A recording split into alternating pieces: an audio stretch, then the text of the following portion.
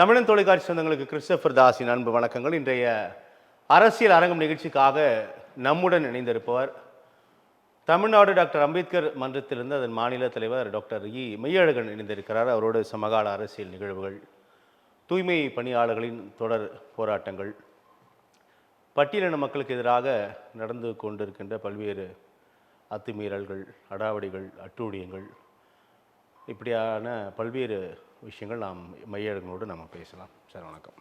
Sir வணக்கம். தமிழ் தொலைக்காட்சி நேயர்களுக்கு வணக்கம். இப்போ நான் தலைப்பில் குறிப்பிட்டது போல் சில தினங்களுக்கு முன்பு வரை இந்த தூய்மை பணியாளர்களின் போராட்டம் பெரும் பேசு பொருளாக இருந்தது. நீதிமன்றத்தின் உத்தரவு, காவல்துறை அப்புறப்படுத்தியது, பிறகும் அந்த போராட்டம் தொடரும் என்று தான் அறிவித்திருக்கிறார்கள். அவர்கள் முன்வைத்த கோரிக்கைகள், நேரடியாக அவர்கள் முன்வைத்த கோரிக்கைகள் ஏற்றுக்கொண்டதா என்றால் இல்லை என்றே தெரிகிறது. ஆனால் 5-6 சிறப்பு அறிவிப்புகளை தமிழக அரசாங்கம் அந்த போராட்டத்தை தொடர்ந்து வெளியிட்டிருக்கிறது. நிறைய அறிவிப்புகள் வெளியிட்டிருக்காங்க. சில தூய்மை பணியாளர் சங்கங்களை சேர்ந்தவர்கள் அரசோடு சந்திப்புலாம் நிகழ்த்தி இருப்பதை நம்ம பார்க்குறோம். எப்படி சார் பார்க்கலாம் இந்த விவகாரங்களை? துப்புரவு பணியாளர்களுடைய இந்த போராட்டம் என்பது அவருடைய வாழ்வாதாரத்தை பெருக்கிக் கொள்வதற்காக அவர்கள் செய்கின்ற ஒரு நியாயமான ஒரு போராட்டம். கொரோனா காலத்தில் கூட எல்லாரும் வீட்டுக்குள்ளே அடங்கியிருந்த நேரத்தில் கூட மற்றவர்களுக்காக இவர்கள் இறங்கி கொரோனாவில் பாதிக்கப்பட்டவருடைய வீட்டுக்கே சென்று கூட அவர்களுக்கு பாதுகாப்பு, அந்த பகுதி மக்களுக்கான பாதுகாப்பு, இது எல்லாவற்றையும் தன் உயிரையும் அவங்க பெருசாக நினைக்காம, உச்சமாக நினைக்காம, நம்முடைய நாட்டு மக்களின் நலன்தான் முக்கியம் என்று தன் உயிரையும் துச்சமாக நினைத்து செயல்பட்ட நல்ல ஒரு செயல்பாட்டாளர்கள் என்று சொன்னால் துப்புரவு பணியாளர்கள் தான் முதலில் இருப்பார்கள்.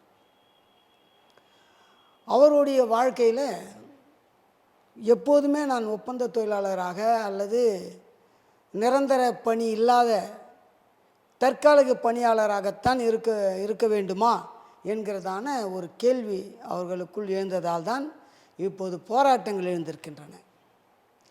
அவருடைய கேள்வி நியாயமானது. எத்தனையோ துறைகளில் இருப்பவர்களுக்கு நிரந்தர பணி கொடுக்கிறார்கள். ஒரு நிரந்தரமற்ற ஒரு பணி, ஆனால் முக்கிய பணி. இந்த பணியை செய்வதற்கு வேறு யாரும் இல்லை முக்கியத்துவம் இறங்கி வேலை செய்ய மாட்டாங்க. அதிகமாக 100% பார்த்தோம்னு சொன்னால் தலித் மக்கள் தான் இந்த பணியை செய்துட்ருக்காங்க. துப்புரவு பணியை, இந்த ரோட்டில் நின்று பெருக்கிறது, காவாய் எல்லா பணிகளும், அதாவது சிலர் முகம் சுளித்து போகக்கூடிய அளவிற்கு இருக்கக்கூடிய பணியை கூட அவர்கள் இறங்கி செய்து கொண்டிருக்கிறார்கள். இப்படி செய்கின்ற அவர்களுடைய வாழ்க்கையை மேம்பட வேண்டுமென்றால் அவர்களுடைய வருமானம் உயர வேண்டும். வருமானம் உயர வேண்டும் என்றால் அவர்களுக்கு பணி நிரந்தரம் கிடைக்க வேண்டும். இந்த கோரிக்கைகளை அவர்கள் முன்வைத்து போராட்டத்தில் இறங்கி செய்து கொண்டிருக்கின்றார்கள். இது வரவேற்கத்தக்க, போற்றத்தக்க, மதிக்கத்தக்க ஒரு போராட்டம். போராட்டத்தை மதிக்கிறோமோ இல்லையோ, துப்புரவு பணியாளர்களை நாம் அதிகமாக மதிக்க வேண்டும். அவருடைய பணி சிறந்தது. இந்த போராட்டத்தை, அவர்களுடைய கோரிக்கையை தமிழக அரசு ஒரு 6 திட்டங்களை கொண்டு அவர்களுக்கு வழங்குகிறது. நல்ல திட்டங்கள், பாராட்டக்கூடிய ஒரு விஷயம்தான். நல்ல திட்டங்களை எல்லாம் அவர்களுக்கு வீடு கொடுக்குறாங்க, பிள்ளைகளுக்கு கல்வி கொடுக்குறாங்க. அறிவிப்புகளுக்குள்ளாக இவர்கள் முன்வைத்த கோரிக்கைகள் அதுதான் சொல்ல வரேன். அதாவது 6 திட்டங்களே அவர்கள் கொடுத்தார்கள். இந்த 6 திட்டத்தில் வீடு கொடுத்தாங்க, கல்வி கொடுத்தாங்க, எல்லாத்தையும் கொடுத்தாங்க. ஆனால் கேட்டதை கொடுக்கல. இவர்கள் என்ன கேட்கிறார்கள் என்பதை அவர்கள் அதை பெருசாக எண்ணாமல் எப்படி இவர்களை மடைமாற்றம் செய்யலாம், இவர்களுடைய கோரிக்கையை எப்படி மாற்றி அமைத்து கொள்ளலாம், அதுக்கு நிகராக இல்லை அதற்கு மேலாக கொடுத்து கூட இவருடைய கோரிக்கையை நம்ம நிராகரிப்பதற்கு ஒரு சூழ்ச்சி இந்த 6 நிலைகளை கொண்டு அவர்களுக்கு கொடுக்குறாங்க. ஆனாலும் இவர்கள் திருப்தி அடையவில்லை. அந்த 6 அறிவிப்புகள் நீங்கள் பார்க்கும் பொழுது தூய்மை பணியாளர்களுக்கு அது அது கொஞ்சம் சிறந்தது. சிறப்பான ஒரு அதைதான் நான் சொல்றேன். அறிவிப்புகள், அவங்களுக்கு பலன் சேர்க்கும். இவர்கள் அவர்களுக்கு கேட்கின்ற கூலியை விட இவர்கள் செய்ய கேட்கின்ற வேண்டிய நிரந்தர பணியை செய்ய விட வேண்டிய தேவைப்படக்கூடிய முக்கியமானது அறிவிப்பு தான் என்பதில் மாற்று கருத்து இல்லை. மாற்று கருத்தே கிடையாது. ஆனா இவை எல்லாவற்றுக்கும் மேலாக பணி நிரந்தரம். எனக்கு ரொம்ப கன்ஃபர்மேஷன் முக்கியம். நான் நிரந்தரமா பணியில இருக்கணும் இல்லையா? அப்பதானே அந்த அந்த அறிவிப்புகளை நான் வந்து உள்வாங்க முடியும், அதை பயன்படுத்த முடியும். ஆனா பயன்படுத்த இதுவே எனக்கு கேள்விக்குறியா இருக்குன்ற இடத்துல அப்ப அந்த கோரிக்கைகளுக்கு பதிலாக இந்த அறிவிப்புகள் அப்படின்ற ஒரு இடம் இருக்கு. மற்றொன்று, குறைந்தபட்சம் இந்த பணியாளர்களோட போராட்டம் வந்து கொஞ்சம் கவனம் பெற்றிருக்கு, அரசை நோக்கி சென்றிருக்கிறது, அந்த அளவிற்கு நம்ம அதை பார்க்கலாமா? ஆமாம், கண்டிப்பாக அதை பார்க்கணும். இவர்களுக்கு அரசு கொடுத்திருக்கிற அந்த சலுகைகள், அந்த 6 இருக்குது பார்த்தீங்களா, அந்த 6 சலுகைகளும் இவர்கள் பணி நிரந்தரம் பெற்றால்தான் என்பதில்லை. இப்போது செய்து கொண்டிருக்கிற இந்த பணியின் நிமித்தமாகவே அந்த 6 சிறப்பு திட்டங்களையும் இவர்கள் அனுபவித்துக் கொள்ளலாம். ஆனால் இவர்களுடைய கோரிக்கை என்ன, அந்த கோரிக்கைக்கான பதில் என்ன, அந்த கோரிக்கை ஏன் நிறைவேற்றப்படாமல் இந்த கேட்கப்படாத கோரிக்கைகள் எல்லாம் எங்களுக்கு சலுகைகள் வழங்கப்படுகிறதே ஏன் அப்படி என்றால், இந்த 6 திட்டங்களை காட்டிலும் எங்களுக்கு ரொம்ப சிறந்ததா பணி நிரந்தரம். அதனோடு மிக முக்கியமா தனியார் மையத்திற்கு அந்த அதுதான் குறிப்பிட்ட சொல்ல- மண்டலங்களில் அது பணியாளர்கள் நியமிப்பதான பிரதான கோரிக்கை. அதோட தான் இவங்க பணி நிரந்தரம் உள்ளிட்ட கோரிக்கைகளை முன்வைக்கிறாங்கல்ல. கான்ட்ராக்ட் பேசிக்கில் இவங்களை கொண்டு போகிறாங்க. ஸோ இந்த இஷ்யூ அப்படிதான் கிளைம் ஆகுது இல்லை? ஆமாம், அப்படிதான் கிளைம் பண்ணுறது அவங்க அப்படி தான். ஸோ கான்ட்ராக்ட் பேசிக்கில் போகும்போது என்ன ஆகுதுன்னா, அரசு இவர்களுக்கு கொடுக்கின்றதான ஊதியத்தை ஒரு குறிப்பிட்ட சதவிகிதம் அவர்கள் பிடித்து கொண்டு, கான்ட்ராக்ட் பேசிக்கினாலே அதை பிடிச்சு தான் கொடுப்பாங்க. அது அவங்களுக்குள்ள ஒரு முறை, சட்டம். ஏன்னா அதனால தான் 23,000 15,000 சுருக்குதா? அப்படி தான் வந்து அவர்களுக்கு ஒரு தொகை கொடுக்கப்படுகிறது. அந்த தொகையிலிருந்து அவர்கள் இஎஸ்ஐ, பேப்பு, அது இதுன்னு சொல்லி, அது இல்லாமல் சர்வீஸ் சார்ஜ், அதாவது இவங்களுக்கு சம்பளம் கொடுக்குறாங்க, இவங்களுக்கு மெயின்டைன் பண்ணுறாங்க, இதுக்காக ஒரு சர்வீஸ் சார்ஜ் சொல்லி ஒரு பெரிய தொகை அவர்கள் வந்து இவர்களுக்கு வழங்கப்படுகிற ஊதியத்திலிருந்து அவர்கள் பெற்றுக்கொள்கிறார்கள். ஊதியம், அரசு கொடுக்கிற ஊதியமே இவர்களுக்கான ஊதியம் முழுமையாக இவர்கள் பயனடைய முடியவில்லை. அது ஒன்று. இப்போது தொழிலாளர்கள் என்ன சொல்கிறாங்கன்னா, துப்புரவு தொழிலாளர், எங்களுக்கு கொடுக்குற ஊதியத்தையே கொடுங்க, நீங்கள் ஒப்பந்த பணியாளர் கொடுக்குறீங்களே அந்த ஊதியத்தை எங்ககிட்ட கொடுத்துருங்க, நேரடியாக பணி நிரந்தரம் கொடுத்துருங்க, நாங்கள் அதுக்கு மேலே ஒன்றும் கேட்கல உங்களை. காலப்போக்கில் ஆண்டுக்கு ஒரு முறை அரசு எப்படி சம்பள உயர்வு கொடுக்கணுமோ சதவிகிதப்படி அது முறையாக வந்துக்கிட்டு இருக்கோம். அதனால் எங்களை வந்து முதல் நிரந்தரப்படுத்துங்க, நிரந்தரப்படுத்தி நாங்கள் இதுக்கு மேலே சம்பளம் கூட கேட்கல, அவங்க வச்ச கோரிக்கை அதுதான், இதையே கொடுங்க, இந்த 23,000 கொடுங்க, அதுக்கப்புறம் முறையாக என்னமோ அதை பண்ணிக்கலாம் என்ற ஒரு நல்ல ஒரு தெளிவான கோரிக்கை. இப்போ பணி நிரந்தரப்படுத்துவதில் என்ன தயக்கம் அரசாங்கத்துக்கு இருப்பதாக உணர்றீங்க? பணி நிதி நிரந்தரம் பண்ணதில் வந்து நிறைய சிக்கல்கள் இருக்கிறது. அதையும் நம்ம வந்து ஒரு சைடில் பார்க்கணும். என்ன சிக்கல்கள் இருக்குது? பணி நிரந்தரம் செய்யும்போது கண்டிப்பாக இவர் சொல்கிற மாதிரி அதே ஊதியத்தை கொடுக்க முடியாது, ஊதிய தொகை அதிகமாக்கப்பட வேண்டும். இப்போது துப்புரவு பணியாளர்கள் வேலை வாய்ப்பில் நிரந்தரம் பெற்றுவிட்டாங்க. இதை மாதிரி பல இடத்துல நம்ம மருத்துவ இதுவெல்லாம் பார்த்திங்கன்னா, ஹாஸ்பிட்டல்லாம் பார்த்திங்கன்னா அங்கேயும் கான்ட்ராக்ட் பேஸில் வேலை செய்கிறாங்க. இதை அரசு பணிகளில் இருக்கிற நிறைய டிபார்ட்மெண்ட்லலாம் வந்து ஒப்பந்த தொழிலாளர்களாக தான் இந்த குறிப்பிட்ட தூய்மை பணியாளர்களில் தூய்மை பணியாளர்களுக்கு அப்பாற்பட்டு கான்ட்ராக்ட் பேஸில் வேலை செஞ்சுட்டு இருக்காங்க. அந்தந்த துறைகளில் இருக்கக்கூடிய சொல்ல வர்றது என்னன்னா, இவர்களுக்கு தூய்மை பணியாளர்களாகி இவர்களுக்கு நிரந்தர பணி கொடுத்துட்டா ஊழியர் என்பது வேறு, ஆனால் இந்த தூய்மை பணியாளர்கள் பணி என்பது முற்றிலும் வேறு இல்லை. நம்ம அதோட இதை ஒப்பிட முடியுமா? டிஃப்ரெண்ட். பட் இதுக்காக ரொம்ப இவர்களுக்கு கொடுத்து ஆகணும், எல்லாரோட விருப்பமும் கூட. அந்த ஒப்பீடு இவர்களுக்கு கொடுக்கும்போது சிக்கலில் மாட்டிக்கொள்வாங்க. ஏன்னா இவங்க ஒரு 20 வருஷம் ஒர்க் பண்ணுறாங்கன்னு வச்சுங்க, 25 வருஷமாக ஒர்க் பண்ணுறவங்க இருப்பாங்க, துப்புரவு பணியாளர்களாக இல்லை, கான்ட்ராக்ட் பேஸில் அரசு பணியில். அப்போ அவங்க என்ன பண்ணுவாங்கன்னா, ஏன் எங்களுக்கு செய்யக்கூடாது, அவங்களுக்கு தான் செய்யணுமா, அதாவது பணின்னு தான் பார்ப்பாங்களே தவிர கேட்குறவங்க இது துப்புரவு பணி, இதை வந்து அட்மினிஸ்ட்ரேட்டிவ் பணி அப்படி பிரித்து பார்க்க மாட்டாங்க. ஸோ அந்த ஒரு கண்டென்ட் உருவாயிடுச்சுன்னா அரசுக்கு ரொம்ப சிக்கலாயிடும். இன்னொரு விஷயம் என்னென்னா, தேர்தல் நெருங்கி கொண்டு இருக்குது. ஸோ அப்போ வந்து நியாயம்தான், பணி நிரந்தரமாக்காமல் இருப்பது நியாயம்தானா அப்படின்னு புரிஞ்சுக்கலாம். நியாயம் என்று அதை நான் நியாயப்படுத்தவே முடியாது.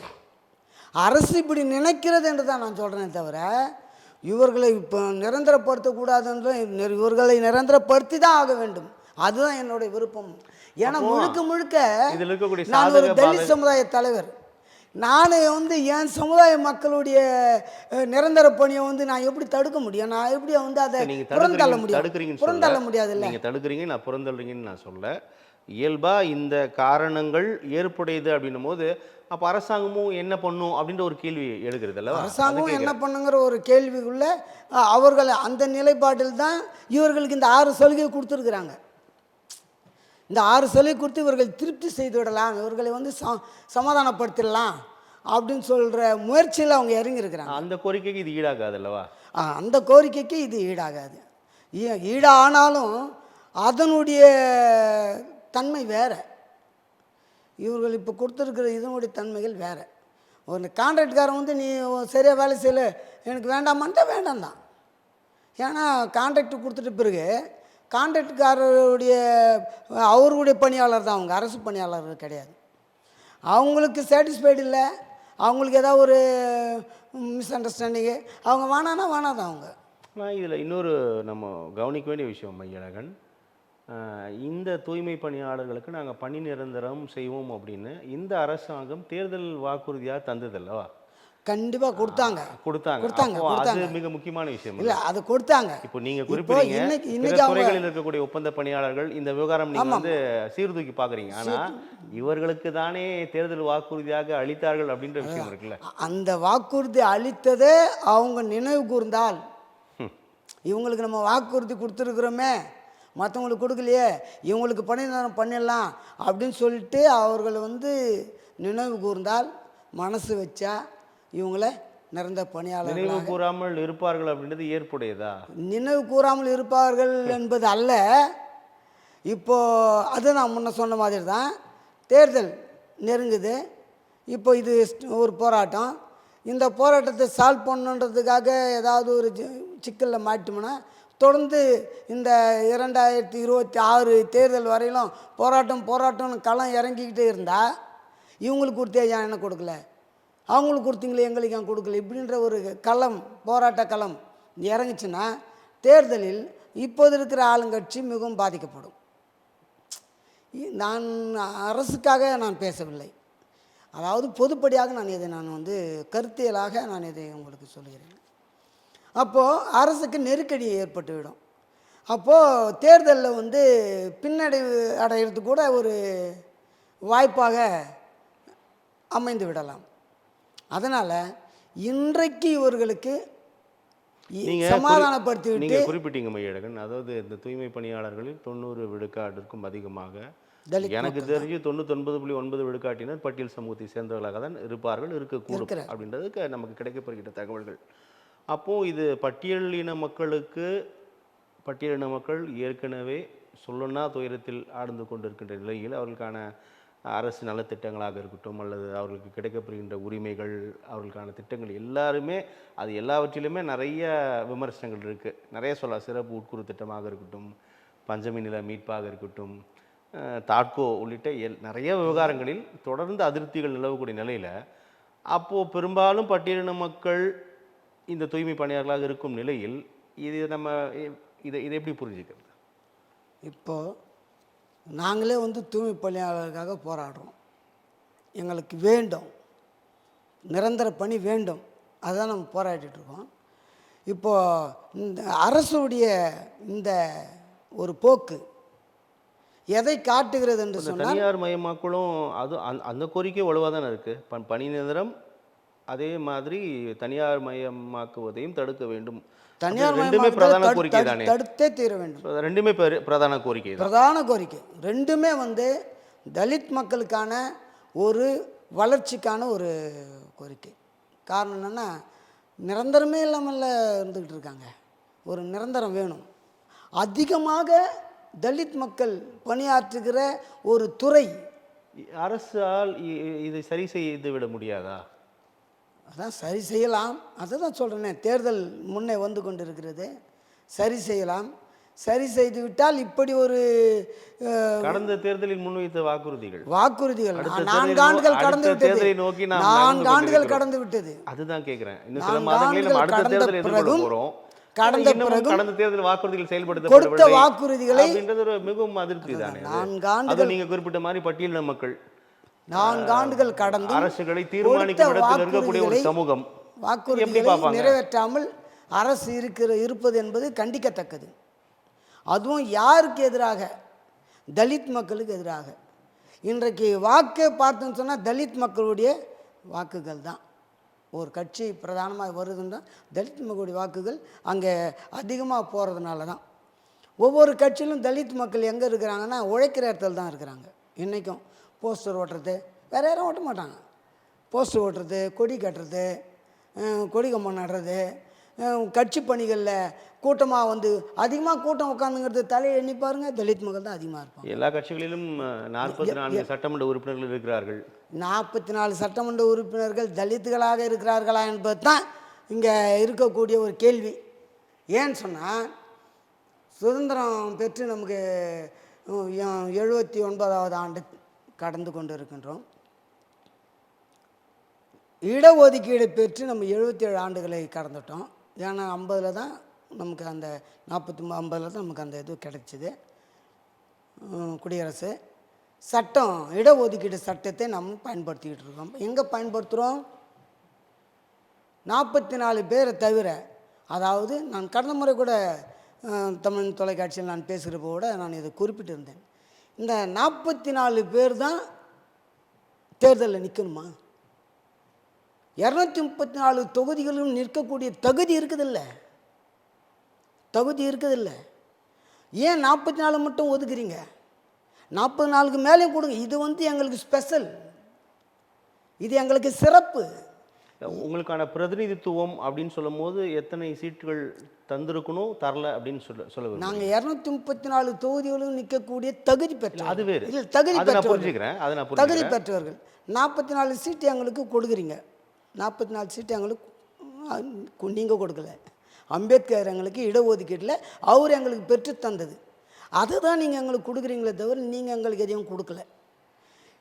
அதிமுகவாக இருக்கட்டும், திமுகவாக இருக்கட்டும், இல்லை தேசிய கட்சிகள் காங்கிரஸ், பிஜேபியாக இருக்கட்டும், எல்லாரையும் ஒரே நிலைப்பாடு தான். இதில் எங்களுக்கு ஒதுக்கப்பட்ட தொகுதிகளை தவிர, அம்பேத்கரால் பெற்றுத்தரப்பட்ட தொகுதிகளை தவிர வேறு தொகுதிகளை எங்களுக்கு வாய்ப்பே கொடுக்கறதில்ல.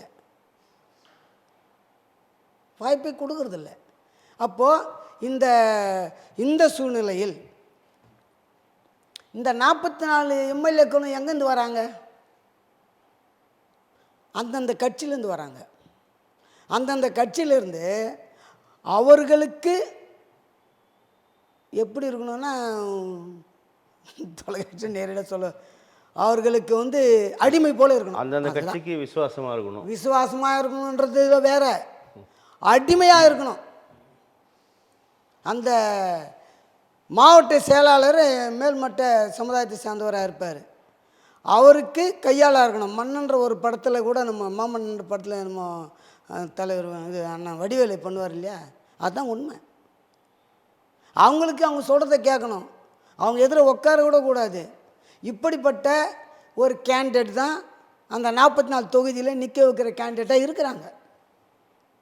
சுயமாக நிற்கிற கேண்டிடேட் இருக்காங்க. அவங்க யாருன்னா, தலித்துகளுக்கான கட்சி வச்சுங்கிற புரட்சி பாரதம், விடுதலை சிறுத்தைகள், இந்திய குடியரசு கட்சி, இவங்கெல்லாம் அவங்க உணர்வோடு கூட, சமுதாய ஒரு பிணைப்போடு கூட இறங்குறாங்க. அவங்க சமுதாய மக்களுக்காக குரல் கொடுக்குறாங்க. சமூக நீதி அரசு அப்படின்னு திமுக சொல்லிட்டு தானே இருக்கு. ஆமாம், சமூக நீதி அரசுன்னு திமுக சொல்லிக்கிட்டு இருக்கு. பார்த்தோன்னு சொன்னால் சமூக நீதி கிட்டத்தட்ட இந்த சமத்துவ கல்வி, சமூக நீதி என்கிற போது கொஞ்சம் பின்னடைவு தான். பெரிய ஒரு முன்னேற்றம் இல்லை. முன்னேற்றம் இருந்தது, சமூக நீதி முன்னேற்றம் இருந்திருந்தால் கவின்ஸ் ஆக போகிறதில்ல. கவின் சாக போகிறது இல்லை.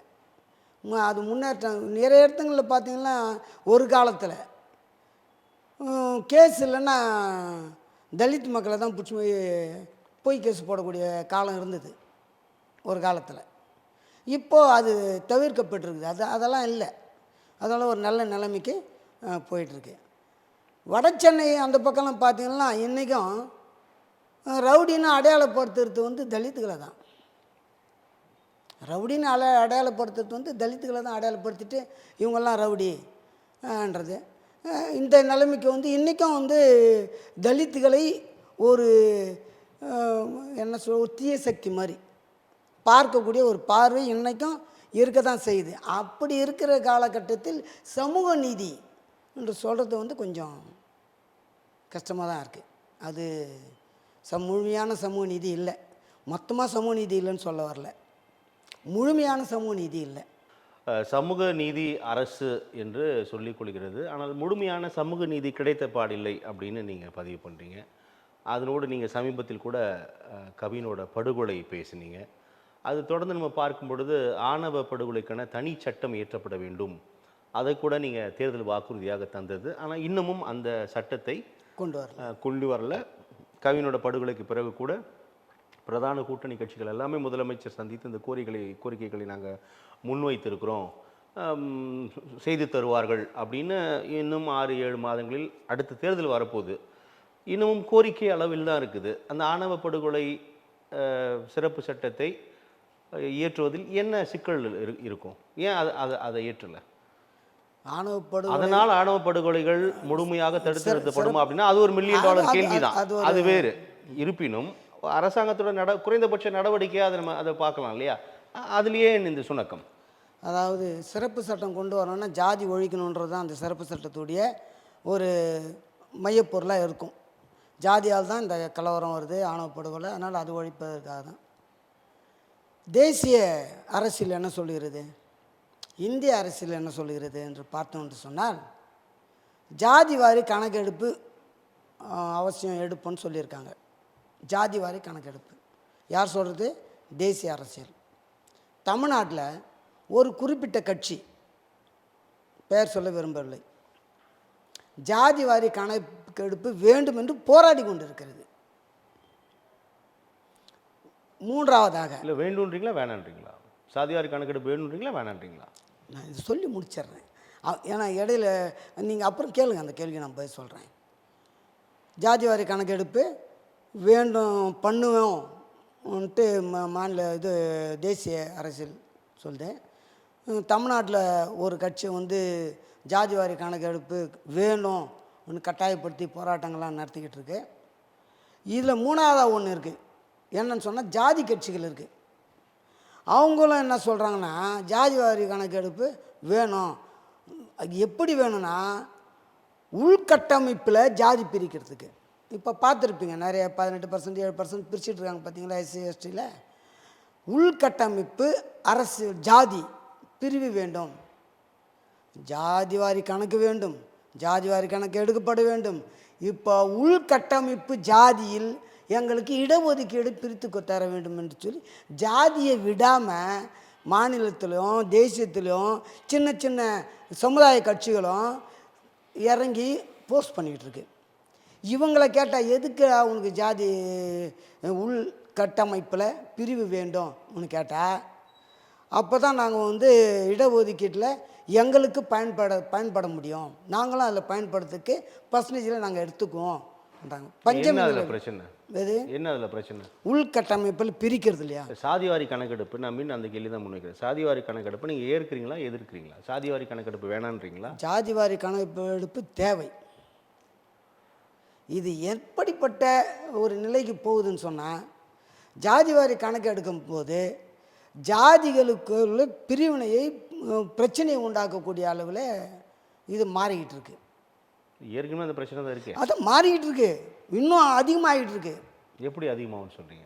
இல்லை, பிரச்சனைகள் அதிகமாக. சாதிவாரி கணக்கெடுப்பு நோக்கம் என்னன்னு சொல்கிறீங்க? இப்போ அரசாங்க கசட்டில் என்ன சாதிவாரி கணக்கெடுப்பு எதற்காக பீகாரில் நடத்தப்பட்டிருக்கிறது, கர்நாடகா கூட அதை எடுத்திருக்காங்க, புள்ளிவர கணக்குகளை எடுத்திருக்காங்க. இருந்தாலும் அஃப்கோர்ஸ் கிராஸ்டு என்ன என்ன என்ன முன்வைக்கிறாங்கன்னு கேட்குறேன் நான். ஒரு வீட்டில் 2 பேர் கலப்பு திருமணம் பண்ணிக்கிறாங்க. அந்த வீட்டில் என்ன ஜாதி எடுப்பீங்க?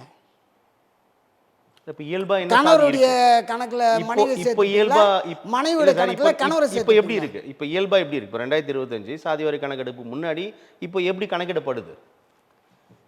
அதாவது இப்போ நம்ம பள்ளியில் வந்து சேர்க்கும்போதே ஜாதிவாரி சர்டிஃபிகேட்டு போடுறாங்க. நீ என்ன கம்யூனிட்டின்னு எழுதுறாங்க. கேட்டு நீ அந்த கம்யூனிட்டி ஒரு ஸ்டார்டிங்கில் கூட அந்த அளவுக்கு இல்ல அதை சார், அந்த போஸ்ட் ஆகல. கம்யூனிட்டி யாரோட கம்யூனிட்டி குறிப்பிடுறாங்க? அப்பாவோட கம்யூனிட்டி, அம்மாவோட கம்யூனிட்டியா? அம்மாவோட கம்யூனிட்டியும் குறிப்பிடுறாங்க ஒரு சிலர். இல்ல பிரதானமா காரணம் என்னன்னா, பிரதானமா எனக்கு அம்மா தெரிஞ்சு எஸ்சியா இருந்தா இல்ல சார், பிரதானமா அதுல பலன் கிடைக்குதுன்றதுக்காக, அது வேறு. இல்ல, அது அதுல வேறு. பலன் கிடைக்கிறதுன்றதுக்காக சரி. எஸ்சியா போட்டுறாங்க. சரி. முழுக்க முழுக்க பார்த்தீங்கன்னா ஜாதி மாறி திருமணம் செஞ்சவங்களில் ஸ்கூல் சர்டிஃபிகேட்டுக்கு போகும்போது பள்ளியில் சேர்க்கும்போது சார், இப்ப நீங்க சலுகையை முன்வைத்து நீங்க கலப்பு திருமணம் பண்ணா எந்த சாதியை குறிப்பிடுவான்னு சொன்னீங்கல்ல, அப்போ உங்க கேள்வியே பதில் இருக்கேன்னு கேட்குறேன். அதாவது ஜாதி எதை இருவேறு சமூகங்களை சேர்ந்தவர்கள் திருமணம் செய்து கொள்கிறார்கள்.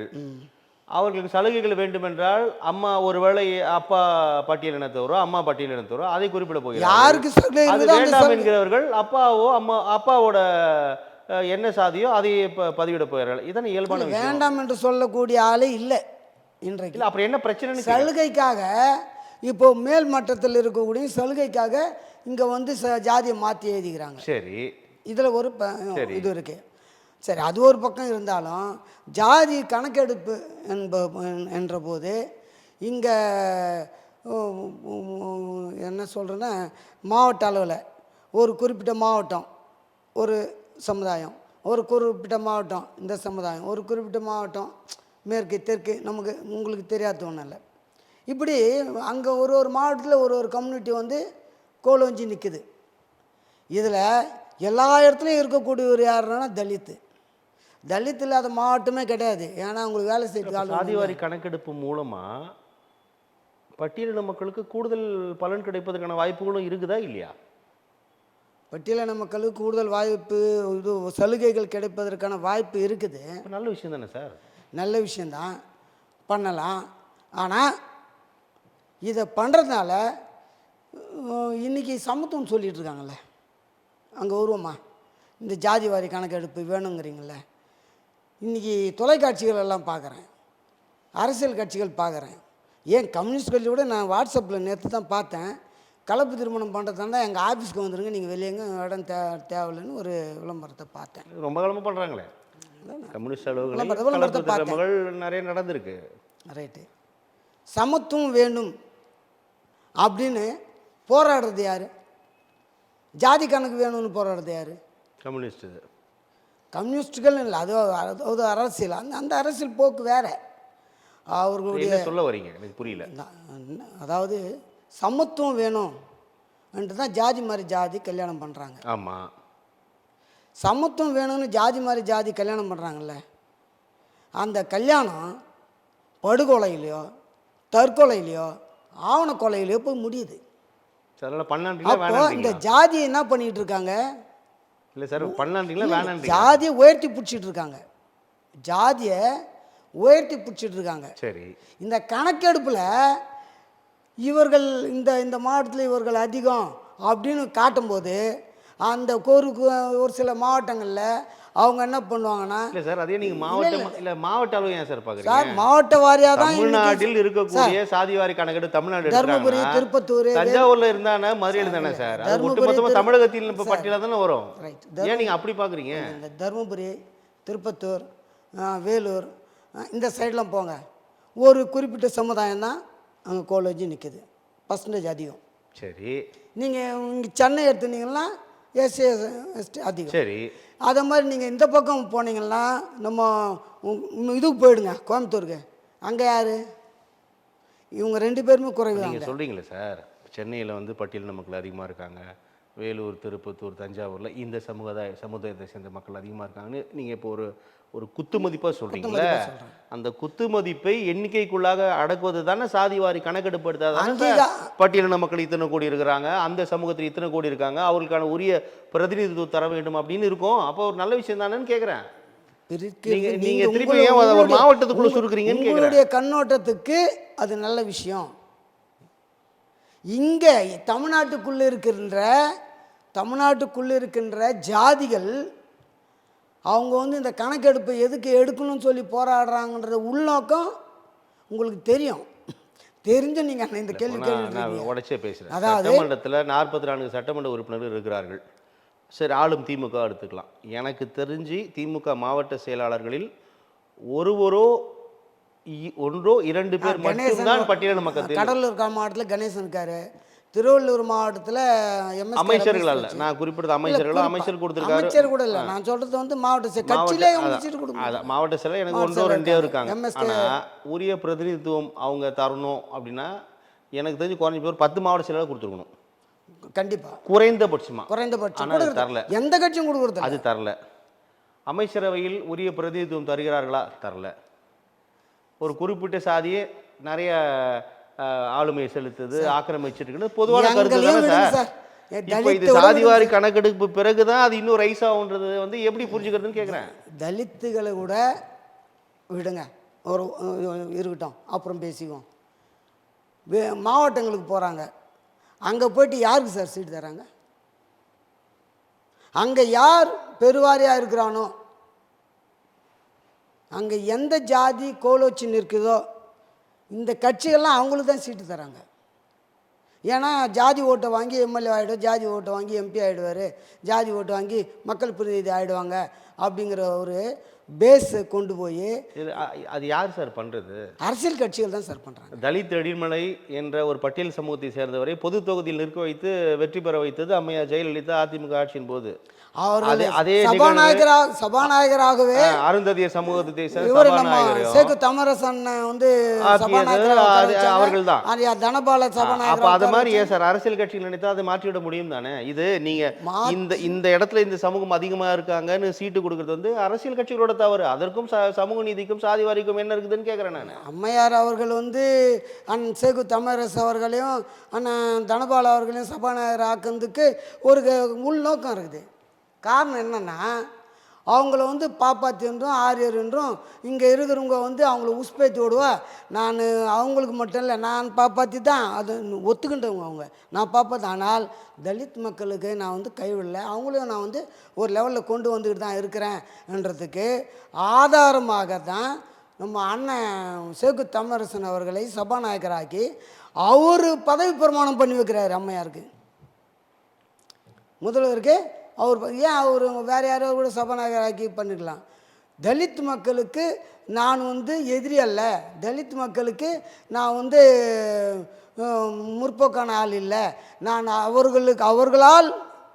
அவர்களால் வெற்றி பெற்றவள், அவர்களால் இன்றைக்கு பதவி பிரமாணம் வாங்க போகிறேன் அப்படின்றத எதிர்கட்சிகளுக்கு சூளுரைக்கும்படியாக அவர்களுடைய கேள்விகள், அவர்களுடைய சதி திட்டங்கள் உடைப்பதற்காக சேகு தமிழரசு அவர்களை இடைக்கால சபாநாயகராக உட்கார வைத்து அவர் மூலமாக ஒரு முதலமைச்சர் பதவி வகித்தார்.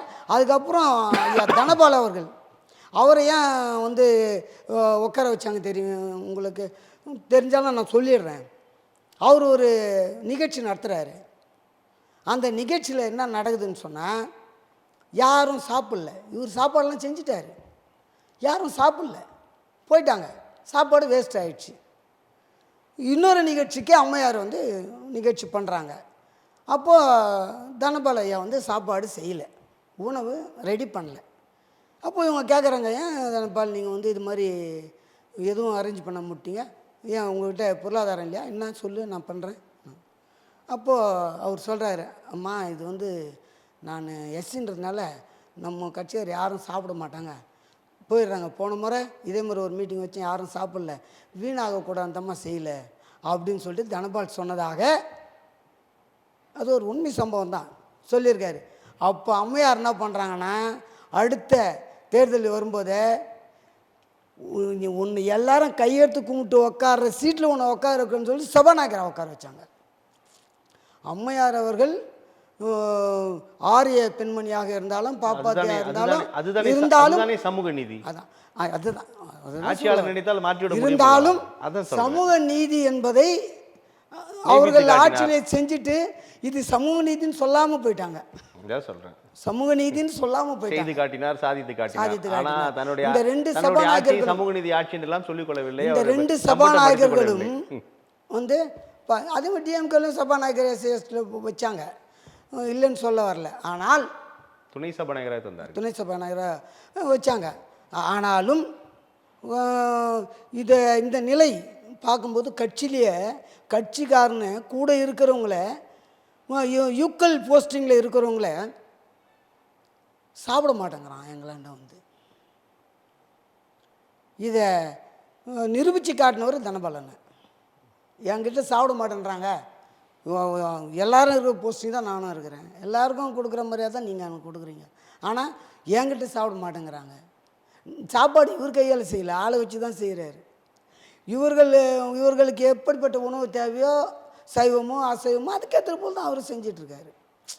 அப்போது இன்றைய காலகட்டத்தில் கூட அரசியலில் உடன் இருப்பவர்கள் கூட அந்த கட்சிக்குள்ளே இருந்து இவர்களுக்காக ஓட்டு கேட்குறோம், இவர்களுக்காக பாடப்படுற தலித்தை இவர்கள் ஒரு பொருட்டாக எண்ணுவதில்லை. இன்றைய காலகட்டம் வரலையும் சமூக நீதி கோல வச்சு நிற்கலை.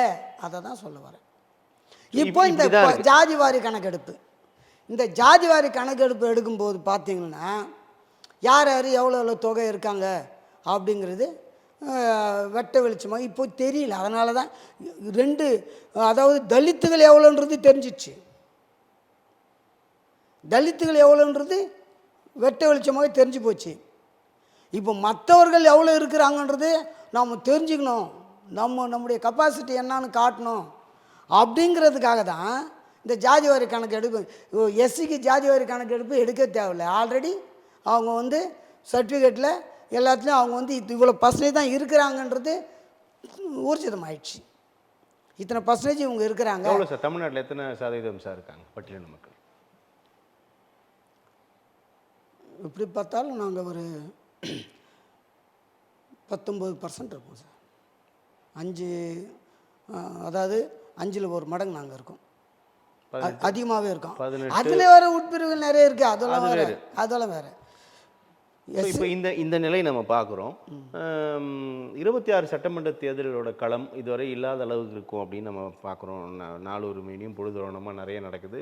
2-3 தினங்களுக்கு முன்னாடி கூட பாஜகவோட உள்துறை அமைச்சர் அமித்ஷா மண்டல பொறுப்பாளர்களோட இந்த மாநில மாநாட்டில் கலந்து கொண்டு கூட திமுகவை வேரோடு பிடுங்கி எறிய வேண்டும் அப்படின்னு காட்டமான கருத்துக்களை முன்வைத்திருக்கிறார். இதுவரை இல்லாத ஒரு விஷயம், கழகங்கள் இல்லாத தமிழகம் அப்படிலாம் பேசினார். ஊழல் திமுக கட்சி, வாரிசு அரசியல் அப்படியே பேசின நபர் வந்து இப்போ இந்த அளவுக்கு ஒரு கடும் கோபத்தில் இருப்பதாக நிறைய அரசியல் விமர்சகர்கள் சொல்கிறாங்க. எப்படி பார்க்குறீங்க? என்னோட முதல் இது என்னென்னா, இந்த தேசிய அரசியல் மாநில அரசியலை எந்த விதத்திலும் மட்டுப்படுத்தி விடக்கூடாது. மட்டுப்படுத்தி விடக்கூடாதுன்னு சொல்லி கூடாது. ஆனால் நிலைமை எப்படி இருக்குன்னு அவர் பேசுனதெல்லாமல் மட்டுப்படுத்த முடியாத தான் பேசிகிட்டு இருக்காரு. ஓப்பனாக பேசலாம். ஏடிஎம்கே போன தேர்தலில் என்ன சொன்னாங்க? அவங்களோட ஒட்டும் இல்லை, உறவும் இல்லை. இன்றைக்கி அவங்களே போயிட்டு அங்கே உக்காந்துட்டு நாங்கள் கூட்டணி அப்படின்னு சொல்கிறாங்க. இதுவரையிலும் அமித்ஷா அவர்கள் வந்து ஒரு முறை கூட எடப்பாடியார் தான் முதல்வர், தமிழகத்தில் அதிமுக தலைமையில் தான் கூட்டணின்னு சொல்லவே இல்லை. ஒரு முறை கூட சொல்லலை. நயினார் நாகேந்திரன் சொல்கிறாரு. அவர் ஏன் சொல்ல அதை எப்படி புரிஞ்சுக்கலாம்? சார் ஏன் சொல்லலை அமித்ஷா? அதை எப்படி நம்ம புரிஞ்சுக்கலாம்? அவர் தேசிய கட்சி இங்கே ஆள வேண்டும் என்று நினைக்கிறார், மாநில கட்சி இங்கே ஆளக்கூடாது, தேசிய கட்சி ஆளணும்னு அவரோட நினைப்பு. ஆனால் அதுக்கான உண்மையில தமிழ்நாட்டில் அதிமுக தலைமையில் தானே கூட்டணி. ஏன்னா நடைபெற போகுது சட்டமன்ற தேர்தல் தானே. நம்ம சொல்கிறோம், அவங்க எப்படி சொன்னாலும் களம் என்பது இங்கே அதிமுக திமுகவிற்கான களம். நம்ம சொல்கிறோம். என்டிஏ இவர் என்ன சொல்கிறார், அமித்ஷா என்ன சொல்கிறார், ஒரு முறையாவது எடப்பாடியார் தான் இந்த தமிழகத்துக்கு முதல்வராக வருவார், அந்த கூட்டணி ஜெயிச்சா சொல்லியிருக்காரு? ஏன் சொல்ல? அது அவரை தான் கேட்கணும். ஏன் அதுதான் தேசிய கட்சி இங்கே வந்து தலைமை ஏற்கணும்னு அவர் நினைக்கிறாரு. அது வாய்ப்பு இல்லைல்ல. வாய்ப்பில்லை. அதிமுக வெற்றி பெற்றால் எடப்பாடி பழனிசாமி முதலமைச்சர் ஆவார், திமுக மீண்டும் வெற்றி பெற்றால் ஸ்டாலின் அவர்கள் முதலமைச்சர் ஆவார். அதுதான் சார் நியதி. அவங்க சொல்லிட்டு போட்டாங்க, களம் அது இல்லை. இல்லை இல்லை, அதுதான் நியதி, அதுதான் நியதி, அதுதான் சரியான ஒரு சரியா தவறா என்பது கூட அது விமர்சனத்துக்கு ஆனால் உட்பட்டது. அமித்ஷா இவ்வளோ சொல்லும்போது அமித்ஷா என்ன சொல்கிறாரு, கூட்டணியின் தலைமை யாருங்க, என்டிஏ கூட்டணி வந்து அதிமுகவதா இல்லை பாஜகவதா? பாஜக நடைபெற போது சட்டமன்ற தேர்தல், ஆனால் நாடாளுமன்ற தேர்தல் இல்லையே. சரி, அப்போது கூட்டணி என்னன்னு சொல்கிறாங்க, அதிமுக கூட்டணின்னு சொல்லி என்டிஏ கூட்டணி தானே அவர் சொல்லிட்டு இருக்காரு. அவர் பேசும்போது என்ன சொல்கிறாரு, என்டிஏ கூட்டணி, தேசிய ஜனநாயக கூட்டணி வெற்றி பெறும், தமிழகத்தில் தேசிய கூட்டணி தான் வந்து ஆட்சி அமைக்கும்ன்றார்ல, சொல்கிறார்ல. எடப்பாடி தான் முதல்வராக இருப்பாருன்னு சொன்னார, ஏன் சொல்ல மாட்டேங்க? ஆட்சி அதிகாரம்னா பேச்சுக்கு இடம் இல்ல, இது வந்து அதிமுக தலைமையில் தான் கூட்டணி அப்படின்னு சொல்லிட்டு வேட்பாளர் அப்படின்னு இவர் சொல்றாரு. எடப்பாடி பழனிசாமி ஒன்றிற்கு பல முறை அதை பதிவு செய்தே வருகிறாரு. அவர் பதிவு செய்கிறாருங்களா? இவரோட பதிவு தலைமைக்கு அவர் வந்து பேசுகிறாரு, அன்றைக்கி சொல்லிட வேண்டியது தானே, என்ன ஒரு வார்த்தை சொல்லி விட்ருங்க, ஏன் இந்த குழப்பத்தை உருவாக்குறீங்க? சொல்ல முடியாது. காரணம் என்னென்னா, திமுக கூட்டணி மாதிரி இவங்க இல்லை. அதாவது கூட்டணி பலமாக எல்லாம் கட்சிங்கிறத சொல்ல வரல, கொள்கை. திமுக என்ன சொல்லுதுன்னா, நாங்கள் வந்து கொள்கை கூட்டணி. என்ன கொள்கை கூட்டணி? திமுக கூட்டணி அவங்களுக்குள்ள திராவிட கொள்கை எல்லாம், அதாவது அவங்களுக்கு ஒரு கொள்கை வச்சு அவங்க ஒரு கூட்டணி. இவங்க வந்து கொள்கை வேறு கோட்பாடு வேறு. இவங்க இது சொல்லிகிட்டு இருக்காங்க, அவங்க கொள்கை கூட்டணி, கொள்கை வேறு கோட்பாடு வேறு, நாங்கள் இப்படி இருப்போம், அப்படி வருவோம், நாங்கள் எதோ ஒன்று செய்வோம் அப்படின்னு சொல்லிகிட்டு இருக்காங்க. அப்படி சொல்கிறதுனால தான் ஒரே கொள்கையாக இந்த ரெண்டு தலைவரும் பேசுகிறதில்ல. அந்த தலைவர் வந்தார்னா இங்கே வந்து என்டிஏ ஆட்சி அமையும், தேசிய கூட்டணி ஆட்சி அமையும்ன்றாரு, இவர் அதிமுக ஆட்சி அமையும்ன்றாரு.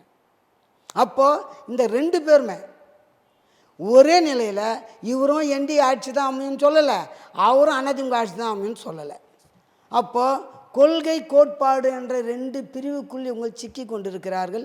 ஒரு வேளை வெற்றி பெற்றால் இவர்கள் ஆட்சி அமைப்பதில் கூட பெரிய குழப்பங்கள். இதற்கிடையில் 2வது பிரம்மாண்ட மாநாடு நடத்தியிருக்கிறார் தமிழக வெற்றி கழகத்தோட விஜய். தனித்திருக்காரு, என்னோட கூட்டணி அப்படின்னு அழைப்படுகிறாரு. நாம் தமிழர் கட்சி தனித்து தான் 10 ஆண்டுகளுக்கு மேலே களத்தில் இருக்குது. எப்படி பார்க்குறீங்க தாவைக்கோட வருகை?